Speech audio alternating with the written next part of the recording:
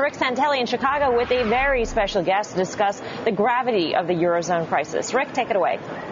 A very, very special guest, Nigel Farage. He's the leader of the Independence Party in the UK, and he's prone to a few rants every now and again.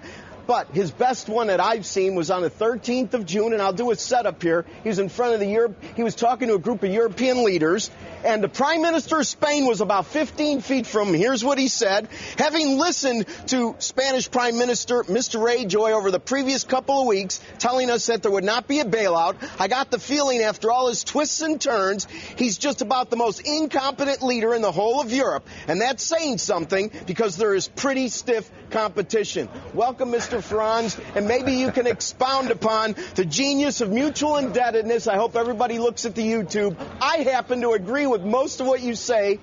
What's going on in Europe, and is it really beyond getting fixed? Oh, it's a mess, make no doubt about it. The trouble is, though, it's bedeviled with complexity. I mean, so much so that after the last summit of European leaders, the Finnish and the Dutch prime ministers seem to have a different interpretation to what was agreed to everybody else. And indeed now, in the last 48 hours, Angela Merkel in Germany is having a row with her own party about what she did or did not agree. So the whole thing's a mess. And what I've tried to do in these speeches in the European Parliament is I've tried to make things a little bit simpler, just so that people can understand a few of the basic facts. I mean, here is just one example for you. The 100 billion tranche that was agreed to help the Spanish banks, some of that money, 20% of it, actually comes from Italy, which is a country which is teetering on the brink. Under the terms of the deal, the Italians have to lend to Spain at a rate of 3%, but it's costing them 7% to borrow that money on the open market. So actually, this wonderful bailout mechanism, which is designed to save the euro, is actually driving countries like Italy closer towards needing a bailout itself.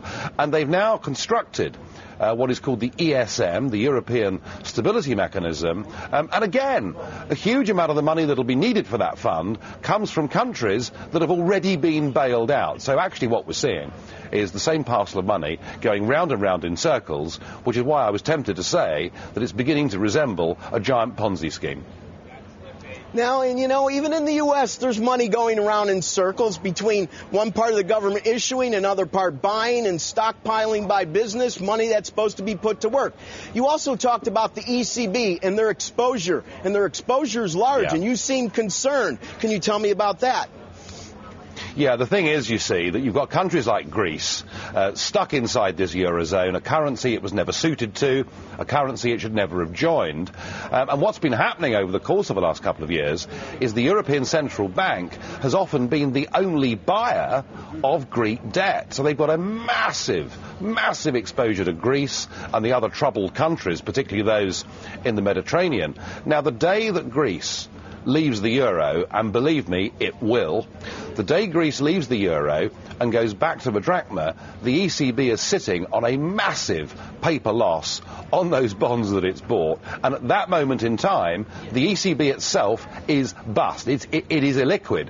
And then, under the European treaties, to recapitalise, it has to go and get fresh capital from other countries that themselves have already been bailed out and are in trouble. So the fact is that actually, you could argue now the medicine is actually killing the patient.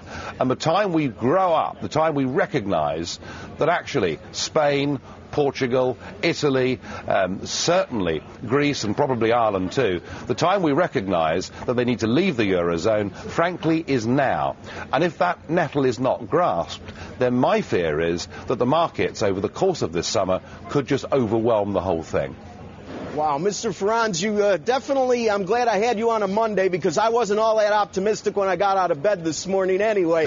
Welcome, and hopefully you'll come back at another point when we turn another chapter in the Greek saga. Back to you, Melissa Lee. Thank you. Thank you very much, Rick Santelli.